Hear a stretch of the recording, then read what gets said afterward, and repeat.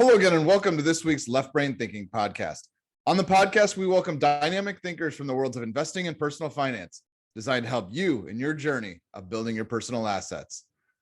And a few words and a disclaimer. The opinions expressed by our guests are not endorsed by Left Brain and may not reflect the views expressed by other clients or investors. Depending on the facts and circumstances, public commentary made directly by a client about their own experience with or endorsement of an investment advisor, their personal investments, or their approval of Left Brain is considered a testimonial. Testimonials are based on unique experiences from current clients or private fund investors and are not representative of all client experiences. Testimonials are unsolicited and no cash or non-cash compensation is provided. To learn more about Left Brain and our research service, which provides subscribers 8 to 10 full-length stock reports per month and The Chosen, our favorite stock and bond opportunity of each month, head to leftbrainir.com. With that, we'll welcome this week's guest. Hello, everyone, and welcome back to the Left Brain Thinking podcast. We are joined today by Kris from Growth to Value. You can find him on Twitter at From Value, and he has the newsletter Potential Multibaggers from Growth to Value. So, Kris, welcome to the program. We're happy to have you. Well, I'm happy to be here. Thank you for having me. All right, Kris. Well, we generally, when we have our interview guests on, we ask for a little background. And can you tell us a little bit about yourself and how you got started with investing? It actually started not that long ago, 2013, and my wife was pregnant then. And I got some sort of primal feeling of having to gather for our unborn child. And the very first thing I thought of was, and for people looking on YouTube, you can maybe see a few bottles in the background, single malt whiskeys. My wife, she's a lawyer and a tax specialist on top of that. And she said, that's not such a good idea. I mean, you're going to want to taste it for yourself. And I said, well, I'm just going to buy 3 bottles, 1 for me and 2, as an investment. And she said, that's 33% of your investment already gone before you start. And I thought, well, yeah, you got a point there. And then I came across stocks and I thought, well, yeah, why not? Why not try it? And of course, as a beginner, I made all the beginner mistakes that I could. And, unlike maybe a lot of people, I'm very, very stubborn. And if something doesn't work for me, it's, it doesn't work yet. It has to work. And so I started reading, I started studying, I started, listening to podcasts, reading books, listening to books, and I came across Seeking Alpha. And, I started reading articles ferociously. I mean, I have read literally thousands and thousands and thousands of articles. Some really bad ones as well. And, I started making comments more and more. Somebody said, your comments are often more interesting than the article itself that you react to. And almost as long when you start writing. And I thought, well, you're actually, you're probably right. So I should give it a try. And I started writing and, it became quite a success, then followers. And then in 2017, I started my Potential Multibaggers series because it was a series on Seeking Alpha. So 3 articles, actually. And the first pick was Shopify at $77. And then that was May 2017, and from there, it started grow. It didn't stop growing, and I launched Potential Multibaggers as a paid subscription service then in 2019, and we're still here and we're doing great, and we have a great community at Potential Multibaggers, and that's a bit my background as an investor. It's all really interesting, Kris. How did you kind of start making decisions for yourself in terms of investments, and kind of, can you tell us about, I know Shopify was the first one you detailed in an article form. Can you tell us a little bit about your first investments and what took you those directions? Well, it was not my first article or so. It was the start of Potential Multibaggers, the series, because I had already written for more than a year. But Sure. if when you start out, you want to imitate actually, and as a lot of much followed people on Seeking Alpha were value investors. I started out with value investing actually, and I was already working with growth stocks as well once I started writing, because that's what my name comes from, my moniker, from growth to value. It's because it's both. It's also because I try to pick growth stocks and hold them for so long that they become value stocks. And I want to give Amazon as an example. It has been a growth stock, and it was called dramatically overvalued for a very, very long time, probably 15 years or so. But I don't hear that anymore. And in the last probably 3 years or so, even some value investors I still know, like Amazon, and can see the investment case. So I started there, and then I realized you have to make your portfolio reflect who you are, and that was a really important insight for me. And it's also one that I always talk about to my subscribers. Make sure that your portfolio reflects who you are, just like your books should reflect who you are.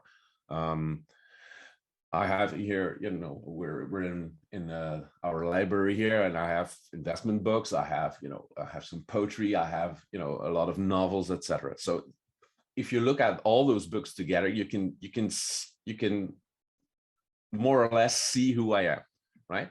And the same thing should apply to your portfolio, in my opinion. And then I heard Toby Lütke in I think it was February 2017 in podcast, and I thought, man, I like this guy so much, but this stock is crazily overvalued, right? But I still bought a few shares even before I wrote the article, because that was 3 months later.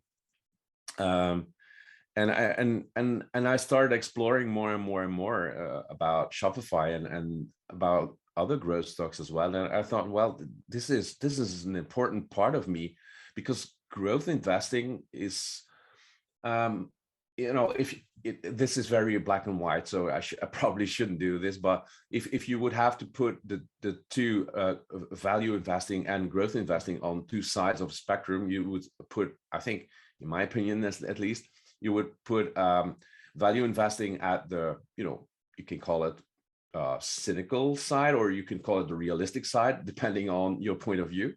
And you could put growth investing on the side of, dreamy or visionary, again, depending on your point of view.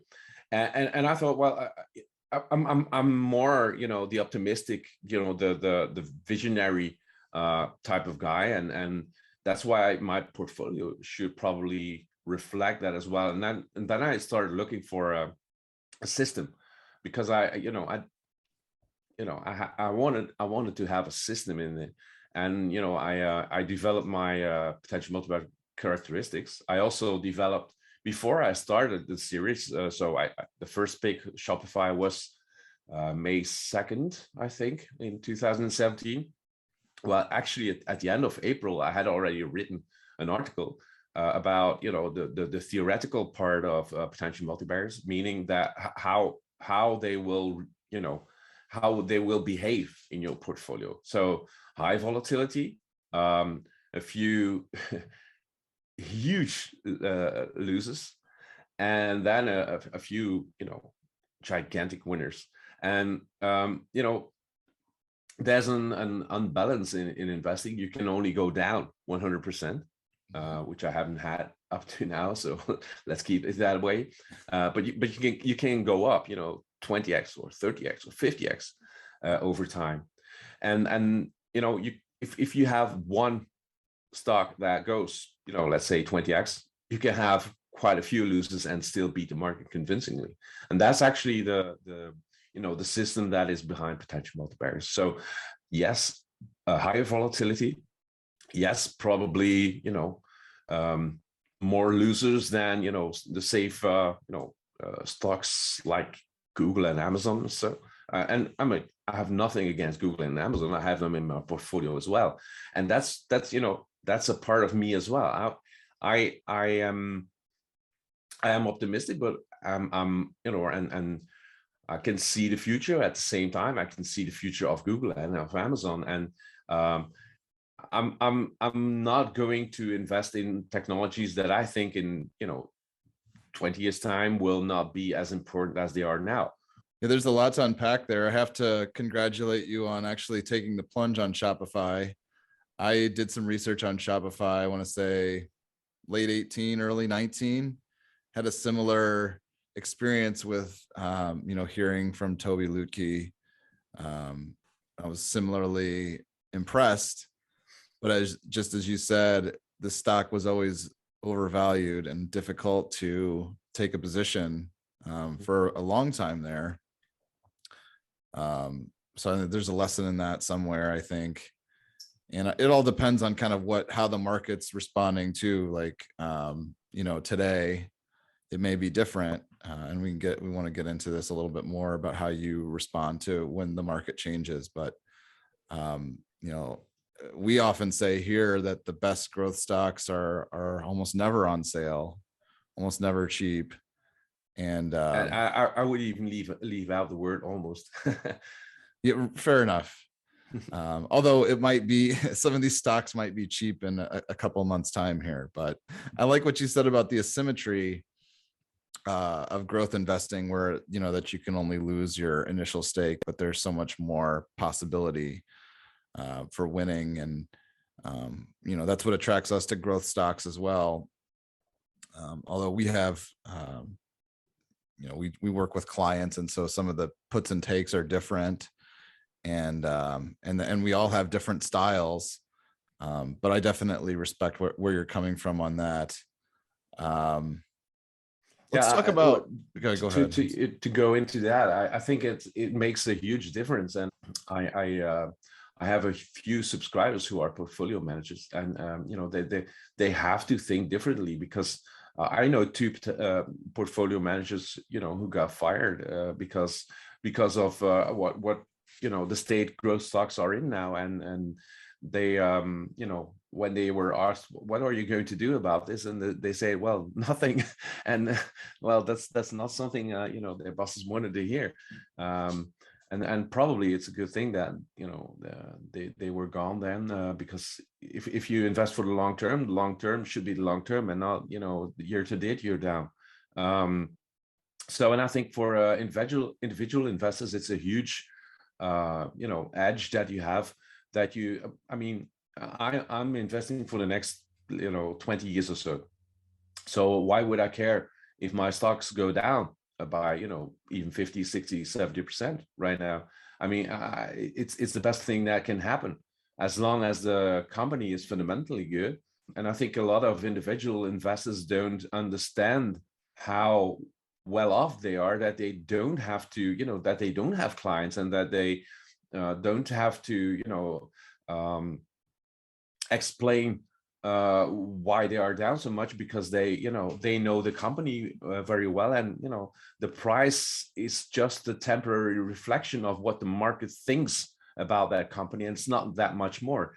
It's not that the price itself determines a company, and that's something that only a very, very few individual investors appreciate enough, I think, about the stock market, that they have a huge advantage over a lot of professionals.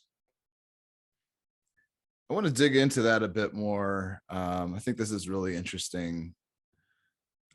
So if you like a company and the price goes down, from your point of view, nothing nothing dramatically changes if the business is the same. Yep. I mean, one thing I think about is with growth stocks, a lot of them raise money through equity markets, right? So I guess there's one challenge when the stock price goes down is that your cost of capital gets higher. So yeah, that's the one thing that you really should pay attention to, because that's why I also give a financial strength rating to the stocks that I pick, because it's so important that what financial state they are in, and if they need that extra capital because they're still losing money. You can see that in balance sheet, and that's very important to check as well, of course. So I guess we can talk a little bit more about what you are looking for. So I suspect, now you mentioned Loot Key at Shopify. I suspect management's important to you, sort of the vision. Yeah, well, management is extremely important. Why? Because it's the most important thing to me, because companies are built by people. It's the CEO who decides the company culture, or who instills the company culture, who decides on how they go to the market, what products they will develop, etc., etc. And that's why that man or woman is so incredibly important. So that's already the second thing I look at, company culture, because it's very important that you give people enough freedom to be some sort of entrepreneurs themselves inside of the company. In terms of management, how do you determine whether a business has a good management team? Like, what are the inputs there? Do you have objective measures? Is it subjective? Talk a little bit more about how you assess management. Yeah, it's a very good question, because I think it's still not emphasized enough. And part of the reason is that as human beings, we all have objectivity and subjectivity. If you look at the amount of information that we get in a subjective way, how we experience something, that's dramatically more than the objective information that we get. And a lot of that subjective information we cannot even express because it's subconscious. And I think that a lot of people underestimate that. And it's almost like, in investing, you cannot be human, right? You have to be some sort of computer. It cannot use your emotions. I think that's wrong. I think in judging management, you can use your emotions. You can use your human intelligence and your people skills. And when I heard Toby Lutke, I thought, wow, this guy is so impressive. Of course, there has to be some sort of objective, second phase. If it's just a story, or if the numbers confirm what that great visionary CEO says. So that's very important as well. But for me, that's the second step. And the first step is just using my people skills. I used to be a teacher. Well, if I had a new class, and I come in the classroom, and I saw those pupils that were students 16, 17, 18. When I came into the classroom, in a matter of 2 or 3 seconds, I already knew that one will be like that, and that one probably will cause some trouble later, and he's a bit uncertain, and she's very confident, and why do I know that? I don't even know. It's not that it is a conscious process, but if you look at that, and if you look at science has measured that. If you have if you can look at a person for 5 seconds, and you have to judge that person, and then that was the new colleague, and 1 year later you judge that person just as a colleague, and what you see is that almost it was more than 95% of the qualifications were exactly the same. after a full year of day in, day out contact and 5 seconds. So that means that we have some sort of intuition. And I think it's very important to not disregard that in investing. I mean, why would we not use a part of our intelligence, right? And so that's always the first step. And then the second step is of course just, you know, looking at the numbers and see if what they are saying is also visible in the numbers, because that's very important as well, of course. But you know, usually the really good ones that jump out almost always, you know, the numbers almost always confirm what they say. I'm going to go ahead and spare my ego and not ask you from your 5-second read on myself, but I tend to agree. I've come across a number of CEOs, like Jensen Huang is one that comes to mind. Jeff Green, the trade desk. Exactly. No, and yeah. I think you cover a lot of the same stocks that we've liked over the years, and we've done CEO profiles here a number of times, and it's really a good way, in my opinion, to take a look at a company. You know, of course, the numbers do matter, and I like what you said about using the numbers to confirm. The credibility comes out in the quarterly calls. You know, that's why we love earnings season so much. It's our chance to actually, you know, touch and feel what is going on inside of a company. You know, of course, the numbers are there, but it's that earnings call gives you so much information, and I really like what you said there. Yeah, and if you listen, you can hear a voice, and it gives extra information than if you read. Sure. You know, I sometimes read as well. You know, it goes faster, Mm-hmm. but I often listen and then make notes while I'm listening. It's been a challenging time for growth investors. We've been growth investors over the years. Like I said, we've done a little bit of shifting to some more value oriented sectors, again, because of some of the, you know, constraints that we have and considerations. How does a time like this impact your process? Are you looking to profitability a bit more now than you have in past years? Are you looking at different type of companies? What's changing for you? You know, I think growth stocks have struggled since about February of last year. Has that changed your process at all, or are you kind of still locked in on the way you were doing things before? Every situation brings new information throughout the years, and I'm pretty sure that even in 10 years there will be some changes in that year as well.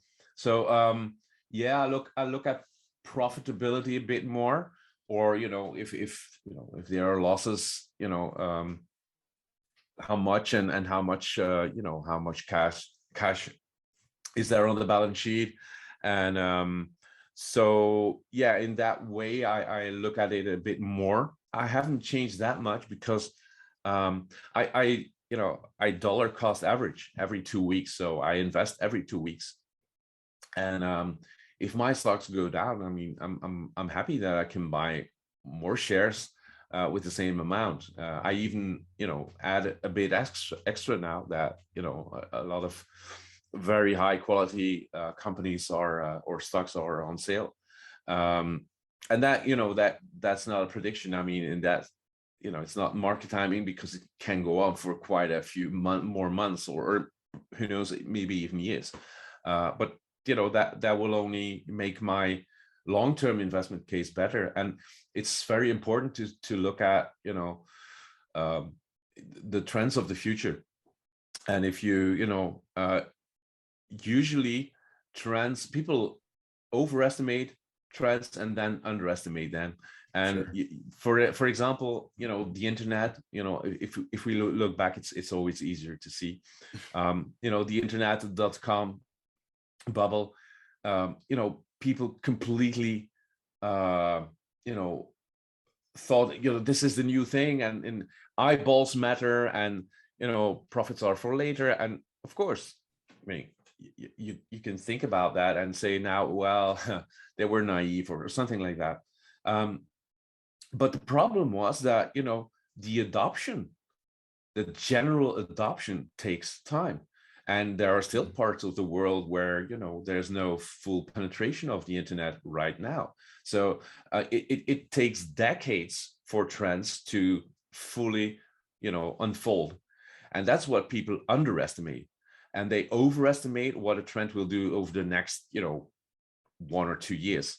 So, and if you see the imbalance there, I don't think you should change your process too much, because you were probably right seeing that trend.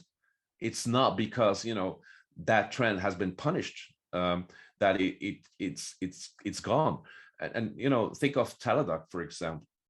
Teladoc has been probably the poster child of the the COVID stock, the Sure. pandemic stock that has been crushed right now.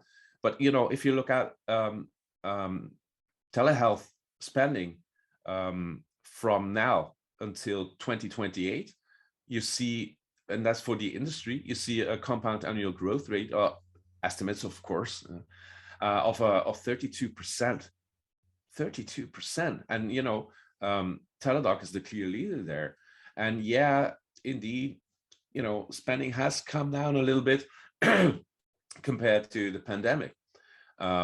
So, I mean, the trend has not gone away, even though the story that people hear has changed. Oh, it's a pandemic and gone, right? Right. And they don't look back. So and you see that instead of looking at the long-term trend, they look at the short-term stock trends, not the long-term industry trend. There's no such thing as a smooth ride. If you look at the revenue growth of Amazon, for example, one of the best stocks ever, it was probably around 22% per year over the last 20 years or so. But there have been years in which it was 48%. There have been years in which it was, high single digits, et cetera, et cetera. So it's never a smooth ride, and people are always attracted to the negative.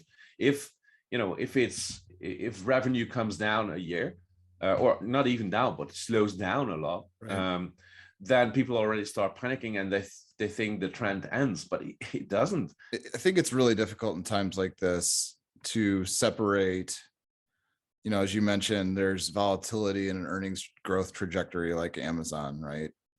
And obviously, in retrospect, holding through those moments of volatility was the right decision. But there are far fewer Amazons, and there are probably far more companies that end up not being successes. Pad.coms.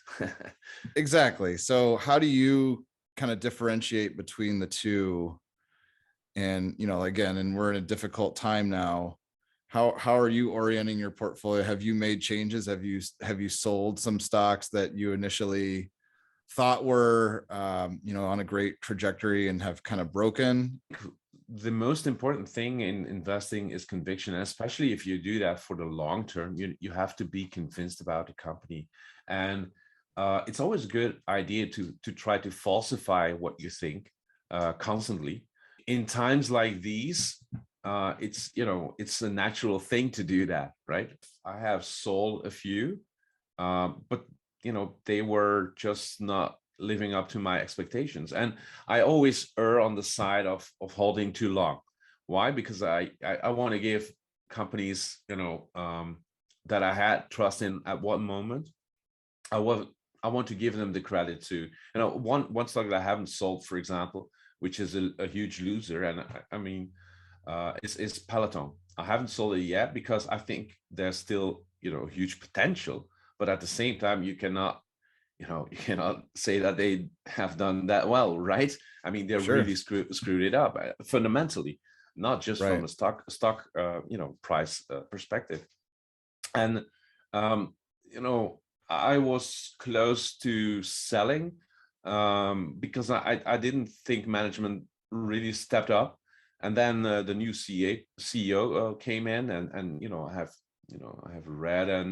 I have read several articles and interviews with him, and I think he has a good plan. That there's still a lot of steps to take there, and I won't be adding at any moment. And if it doesn't work out, it just become a very small portion of my portfolio overall. Sure. And, that's how it goes.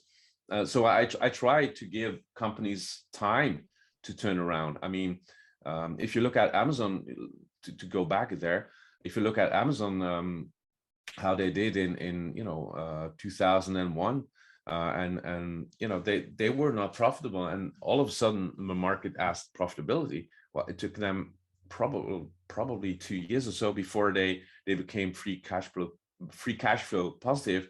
And since then, they have been on a monster ride. If you look at free cash flow, if somebody really completely screws up, I sell. I mean, the thesis is broken then, and I some people call me a buy and hold at any cost. That's completely not true. I'm a buy and verify kind of guy. And I mean, I have sold I think 10 of my 25 picks, which says enough. I think some even at I sold a stock at a double because I didn't like the fundamentals anymore, and of course losers as well. But it should not be. And of course, the stock price is one point of information for a lot of people. It is the only point of information that they have, and then it becomes very, very hard. And that's what I try to do. I try to give the information to my subscribers that they need to make their decision. And I'm not saying, I'm not saying you should not sell either, but this is the information. Make up your own mind. And if you still think this company, doesn't execute as it should, sure, why not sell, even if I'm buying more? If you don't believe in it anymore, if you don't have the conviction, I mean, sure, you have to have that conviction. And I give I have conviction ratings as well. I give my own conviction, and I give all the arguments, I give all the information. I have weekly updates, and in that way I follow companies closely, and my subscribers can do that as well. But if they don't believe in it anymore, I mean, sure, sell it and maybe buy some Apple or Google or Amazon or anything that you feel more comfortable with. I mean, it should not be black and white. It should be nuanced. Always. But make sure that you know the information, and that the stock price itself is not the only information that you look at. You should look at everything, and then you look at fundamentals. If you are a long-term investor, of course. If you want to trade, that's something completely different, of course. But if you want to be a long-term investor, you should not take the price as your only or even your main point of information. Yeah, we often say around here it's more art than science. There's a lot of science involved, but it's times like these where the decisions do get a little more difficult, and it's good to hear your perspective on how you manage that. And we're going to get into a couple of your ideas here in a second, but I have one more question, which is, how do you think about portfolio construction? Kind of what does your strategy look like in terms of how you size positions and that sort of thing? Yeah. Well, as I said, I think everybody should have their own portfolio, which reflects who they are. So, I have potential multibaggers, and potential multibaggers, the explicit aim there is to go 10x or higher over the next 10 years. So 10x means about 26%, annual growth. It's a very personal decision on how much of your portfolio those kind of stocks are. And for me personally, I'm a very calm person, and I'm not that much influenced by volatility. So I have quite a big portion of potential multibaggers in my portfolio. I have three categories of stocks that I write about.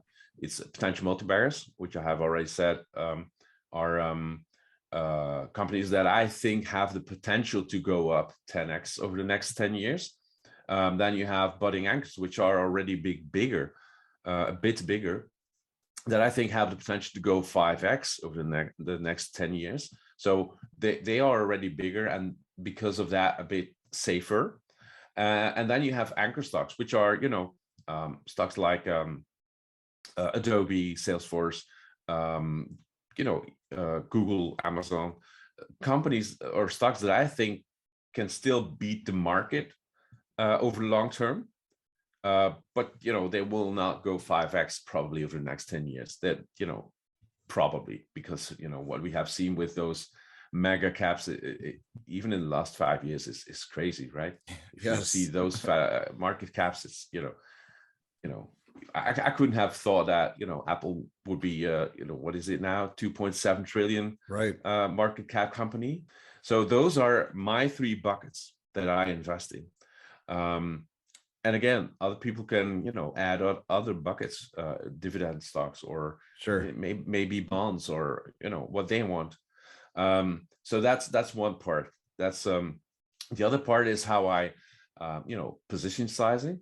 I think it's again a very personal thing. I have quite a few subscribers who like concentrated portfolios.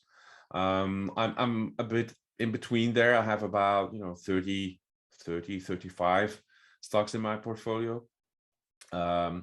I usually don't go over 8% original allocation in any position. Original is important there, because sure. if it grows higher, sure, I'll just leave it there. Excuse me. And that I scale in very, very slowly. As I said, I add money every 2 weeks, and if I pick a new stock, I make it the first buy is like 0.1% of my portfolio, or even less, because sure. I'm not going to buy that one stock. I'm going to add to my portfolio, which means that I will buy other stocks in there as well, or add to other positions. Right. So the big advantage there is that for me, investing is not a point of time in time. It's a process which takes months and even years before I have a full position, and that allows me to give the company the opportunity to prove that they belong into my portfolio, Sure. even after that point, and that they're and once I see deteriorations in the fundamentals, I don't add anymore. I'm not selling directly, but I don't add anymore, and because I keep adding, those positions become smaller and smaller. So sure. that's a bit my process of allocation, and how I think about portfolio construction. Is there any point where a position becomes too big for you and you need to trim it, or is that not even part of your process? Not really, but again, it's a personal thing, and I have not had that. I have had a position that is 35%. I have not been in that situation yet. Okay. And I could imagine that. I think, well, maybe here I'm not that comfortable anymore, and I will trim a bit. But again, it's a very personal decision, and even there as well, your personality should probably decide there on or should be the way in which you make that decision for yourself, because if you have maybe you have a 15% position, and you're awake at night because you're stressed about it. Well, I mean, that's not the aim, right? So probably your conviction is not high enough, so you should probably trim that position a bit then, because your conviction doesn't match your position. Okay. I like all of that. I think we all have a different concept of exactly how we want to position. And that's part of why we wanted to start bringing people on, is to just get those different perspectives. And I really appreciate yours, and it's well thought out. And Yeah, I appreciate you sharing those thoughts with us. Let's get right into some actual ideas here. Yep. So you have the 3 buckets. We got 3 stocks that looks like you want to speak on here. The first is kind of more in that reliable bucket. Can you tell us about that, Kris? Yeah, it's Constellation Software. It's a Canadian company, and I have a second service as well called Best Anchor Stocks together with Leandro at InvestQuotes, and that was our first pick there. It's a fantastic company. It has never been down 30% since its IPO, and that includes the great financial recession in 2008, 2009. It's a completely different company from Potential Multibaggers. Why? It's a serial acquirer of software companies that cater to specific needs. For example, if you want to go to the fitness, you go to the website and you can make a reservation there. Well, that type of software, which is a software that will not be applied in other companies, or it's not something that I will use, for example. And Constellation Software has been acquiring that type of companies for a very, very long time, and they have a huge return on invested capital. They have huge cash flows. They really have perfected the art, because usually if a company is a serial acquirer, they have a bottleneck around 10 companies a year, and that's the maximum. What Mark Leonard, the fantastic CEO, founder and CEO of Constellation Software, has done is that he has brought those decisions to the divisions. So every division can make its own acquisitions, and in that way, they can buy 100 companies in a year. They almost did 100 last year, and usually the companies are quite small, or they haven't made a big acquisition right now. But usually it's for example, it's $10 million, and they can buy it at a 1.3 times free cash flow or something like that. It's really crazy, because Constellation Software has a great advantage in that way, that it's known in the industry, in the software industry, as being a company that doesn't sell. It has sold one company in all those years. It has only sold one company, and Mark Leonard still regrets that he has done that. And if you those type of smaller companies are very important to the people who have founded them. They are often family businesses, and sure. It's incredibly important for them that the legacy continues, and they can still operate the companies themselves, and that maybe their children can come into the company and lead the company as well. And Constellation helps them to have scale advantages, extra know-how. They're getting a little bit bigger, and I think they will outshine competition there as well. Sounds like a little bit like a Berkshire model there. It is. It is. And if you read the president's letters of Mark Leonard, I mean, it's almost a younger version of Warren Buffett. He's incredibly thoughtful, and in his way, it's very innovative as well. Just like Buffett was at the time, using that money from insurance, or sure, the insurance float to buy stocks, right, and companies, and it's the same model actually that indeed Mark Leonard uses, and they usually buy companies that are not growing that fast or even declining a little bit, but have huge free cash flow and are very, reliable. Because, if you are a fitness owner, you're not going to change your software unless it's not good enough, but you're not going to change it, just because it's such a small cost. Right. And, you just keep it. And that's what Leonard saw, and that's he saw an edge there, and yeah, that's why he started Constellation Software, and it has become that quite big company. It's about a 35 billion market cap, but it can still grow a lot, I think, and it's very very reliable. It's not volatile at all to the country. Okay. So that's the first one. We'll put all these down in the show notes for everyone to be able to take a look at, all three of these names. So let's talk about the second name. This is one that we've covered extensively on our side too, Kris. Tell us about the second name. Yeah, the second name is Roku.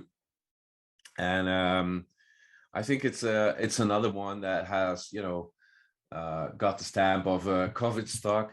And if you just look at the surface, you could say that the results are not as expected, and it's partly true, and that has to do with supply chain issues. But that's the completely uninteresting part of Roku, because their hardware sales are, in best case, they don't lose money there, and now they do.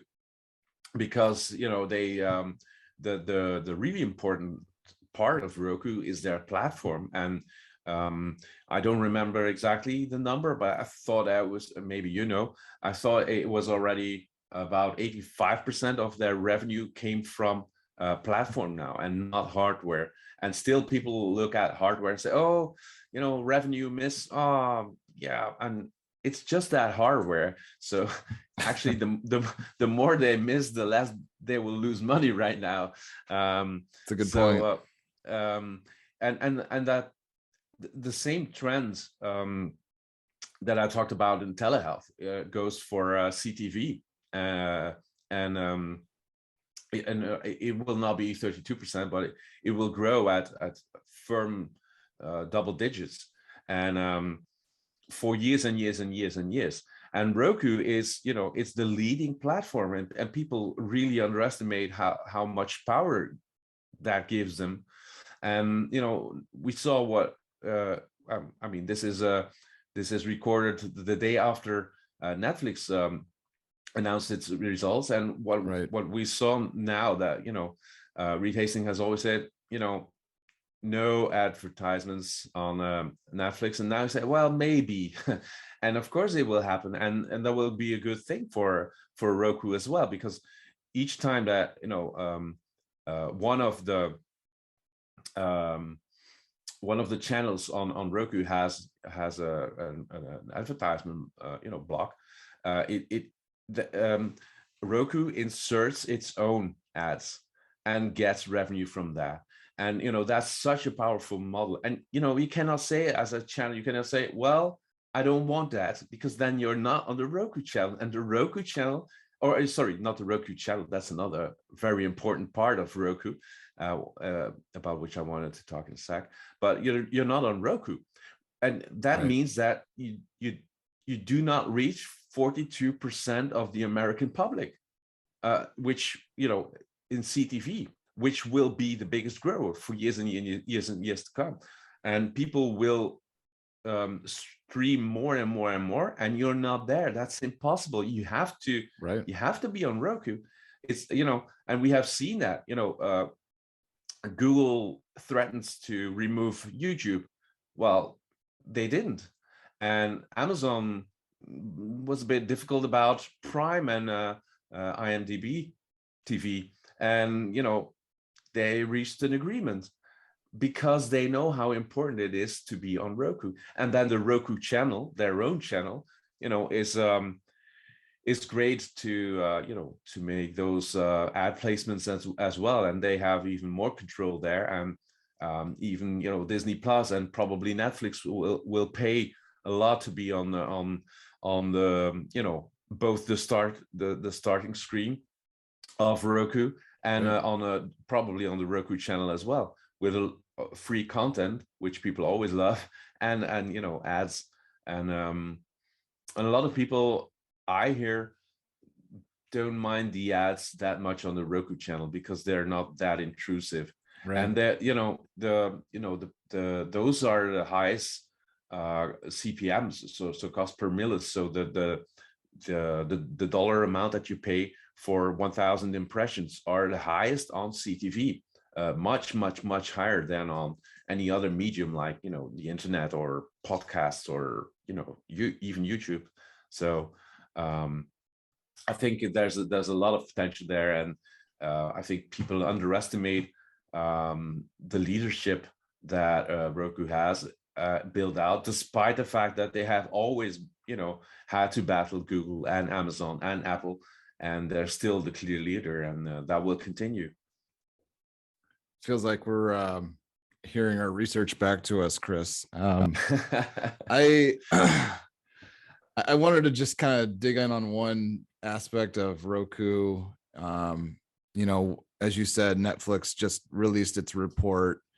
That's 2 quarters in a row with declining results or decelerating results. And a lot of what's going on is the competition between streamers is really strong. And that means a lot of these companies are spending more and more money. In practice, what we've seen is that the Roku stock's trading in a way like it's another streamer a lot of the time. And I think, folks that haven't done a lot of research on Roku and really dug deep into the fundamentals misunderstand and think maybe it's just another streamer, whereas it's more a platform, an agnostic platform that kind of aggregates all of these different streaming platforms, right? Yep. And so, taking a step back and looking at these competitive dynamics in streaming, a more competitive landscape actually might be a positive for Roku, right? Rather than a negative. And that's kind of my interpretation of how things are playing out in the story now. Yeah, I couldn't agree more. Agree more. And it's something that, you could foresee because of almost everything will go to streaming, maybe everything in a few decades. Sure. Even live sports were an argument for a long time. They will never, but you already see that people stream live sports. So and there will be extra functionalities added there. Roku is now testing. It's still in beta, but it's testing inserting personalized ads in live streaming, and if you watch that game or I do, we will get different ads, and nobody else is even capable of doing that. Sure. So there's still a lot of ground to cover there, and still a lot of opportunities that people don't seem to realize. And I think that you're right, indeed, that a lot of people look superficially to a lot of things, by the way, not just Roku, but they see 1 or 2 headlines and they already have their opinion ready. And I think it pays off over the long term to dig a bit deeper and to look at what's really going on. And I think that you made a very good summary of what the future will bring in advertisement on CTV, and indeed the competition between streamers will become extremely high, and Roku will benefit. All right, well, if we keep talking about Roku, I'm going to jump up on the table and start yelling they don't understand Roku. So let's move on to the third idea. Tell us about the third. I would have wanted to see that. Let's talk about the third idea that you had in mind here, Kris. Yeah, and let me share a screen, please, for people watching this. I sent this to a Fiverr seller, and she made a great presentation in just, I think, 5 hours or so. Oh, so for a Fiverr presentation, you had to go and use Fiverr.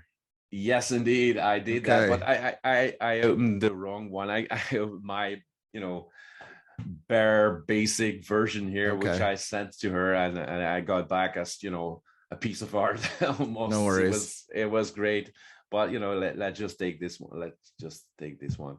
Sure. So what does Fiverr do? It sells services, and I think that's very important to know. It has actually made services into products, which is very, very easy, because I'm a regular user myself of Fiverr, and if you look for a logo, for example, you just have products, and it means that you go there, you type logo, you get all sort of suggestions. You can then go for vintage or modern or whatever style. You see portfolios, you see different formulas. So for example, basic, and that includes one logo. You have packages that you can buy, which is very, very easy. And because you see the portfolios, it's also very easy to find your style. So what problem does Fiverr solve? It, for sellers, it offers worldwide exposure. So the cliche of the Pakistani developer, because you can make an app, for example, or you can let them make an app, for example. So money without the hassle is another advantage.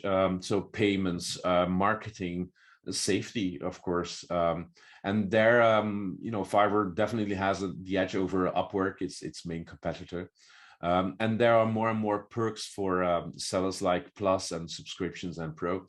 Those formulas actually help them, get more insights, and they can do all of the administrative work on the platform as well. And then for buyers, of course, staffing problems. There are lots of people who are, highly skilled that are hard to, to get into your company, to hire. And often you don't need them that long. Maybe you just need them a few weeks, and you can perfectly do that with Fiverr. You just add them to some sort of virtual room. You get in the other people, and there you go. Cost savings, because it's often very cheap. And it used to be a Fiverr because it cost $5 at the time, and I was a user then as well. It probably was 2015 or something like that, but the quality was really not what I was looking for. And that has changed. The price is clear, also very important. This is the package that you buy, this is what you will pay. And as I say, working with freelancers is great, but managing them is not so. And that's also where Fiverr definitely helps. It's a very typical disruptive innovator. If you know the theory or the book of Clayton Christensen, disruptive innovators always start out as the clunky version of something that is already in the market.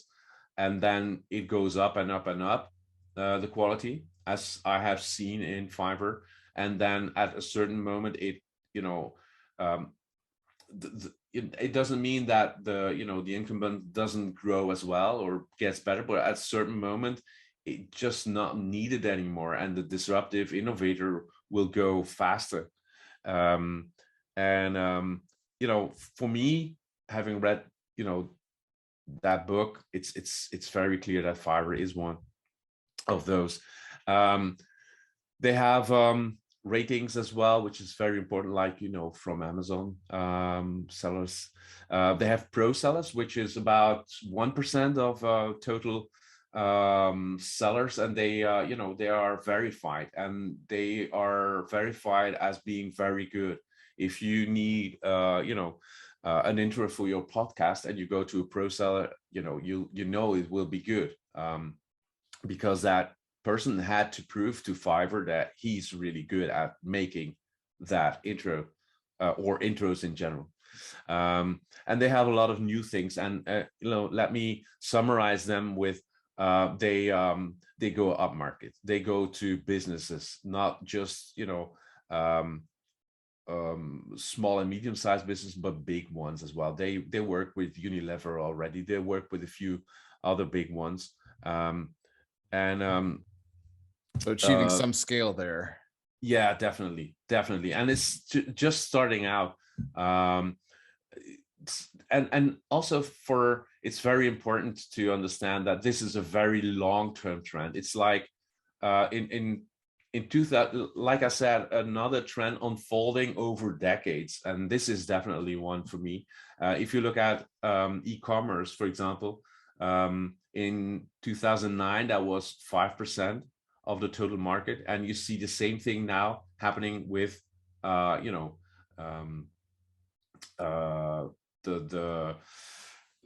freelancing world. So about 5% is online, all the rest is still offline, and there will, Fiverr will not grow at 150% per year or so, but it will probably grow between, I don't know, something like around 25% for years and years and years and years, which makes it, after 10 years, almost a 10-bagger, right? Sure. If valuation stays the same. And valuation, by the way, is very reasonable. I would even almost call it cheap. If you look at I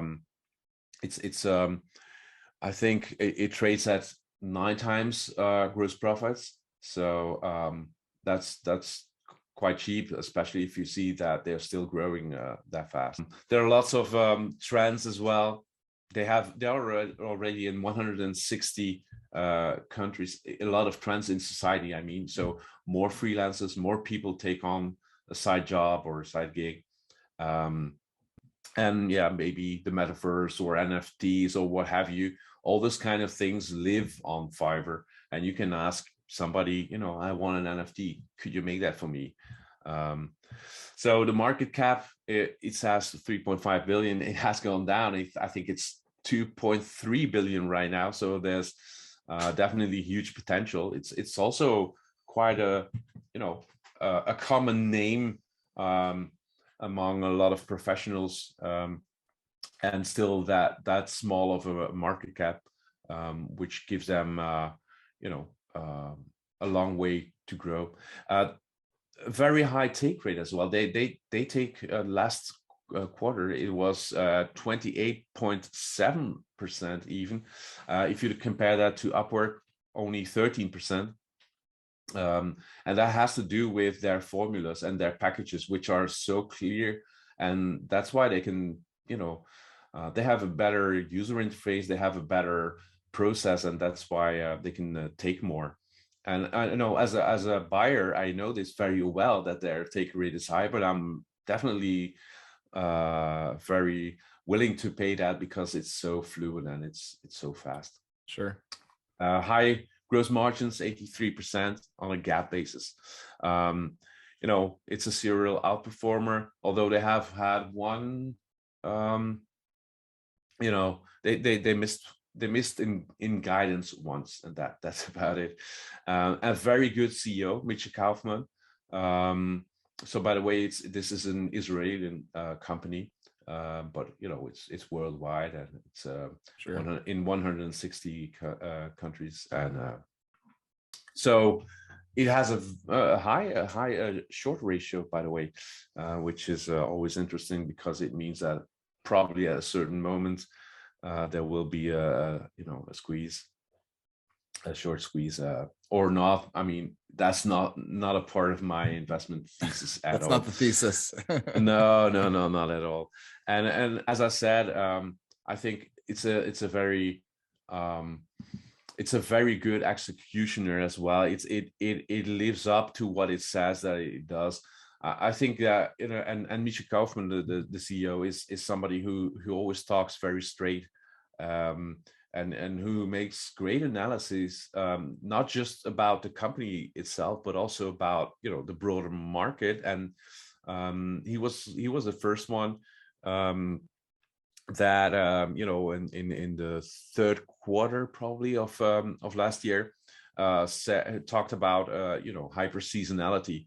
So people who were in front of their screens for a full year and a half or so because of the pandemic and lockdowns wanted to get out. And he was honest about we underestimated that a little bit. So that's why so they didn't miss on earnings, but they brought down their guidance by 6%, I think, for the next quarter, which of course made the stock crash 27% or so. That's always how it goes. A familiar story yeah, in the last year or so. Mm-hmm.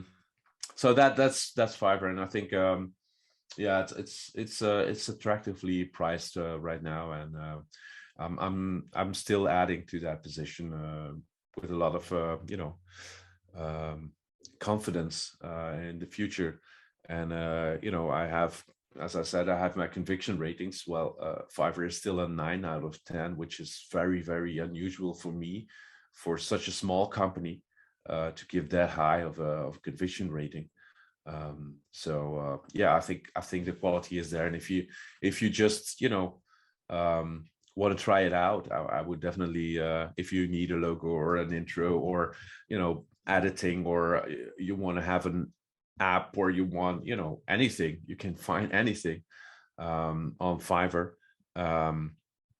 I would definitely recommend it, and a lot of my subscribers have started using it as well, in their professional lives then, and they're all very happy customers. I haven't heard any complaint. Yeah, of course, about an individual seller sometimes, but in general, everybody thinks it's very intuitive and very easy to use, and I think so too. That's a little bit of Peter Lynch, One Up on Wall Street research there. It's one of my favorite books, and it's one of the probably 3 books that have influenced me the most, together with Phil Fisher's book Common Stocks and Uncommon Profits, and 100 Baggers by Kris is another one I want to plug here, because I think it's a great book as well. And I already had my Potential Multibaggers when I read it, but it's completely in the same line as how I think about investing in general. Yeah, there's a similar book that I really like. I don't remember the author. It's from 1972. I want to say 100 to 1 in the stock market, I believe it's called. Well, it's actually here. So yes, and it's Thomas Phelps, and 100 Baggers was based on this book. So excellent. Well, I appreciate all your thoughts, Kris, and your sharing these ideas with us, your philosophy, your background. It's been a very interesting conversation. Where can folks find you if they want to learn more about your services? Yeah, they can go to Seeking Alpha, of course, and if you just type From Growth to Value, you'll find me, or Potential Multibaggers, or Best Anchor Stocks. You can also, if you're driving, you can just go to my Twitter account and look in my profile there as well. There's a link there as well, and you can follow me on @FromValue on Twitter. Thanks, Kris. Thanks to the listeners, the Left Brain Thinkers, for being with us this week. We will be back with you in a couple of weeks again with the next guest. But until then, thank you to Kris from Growth to Value, and we'll see you again next time. Thank you for having me. It was a pleasure.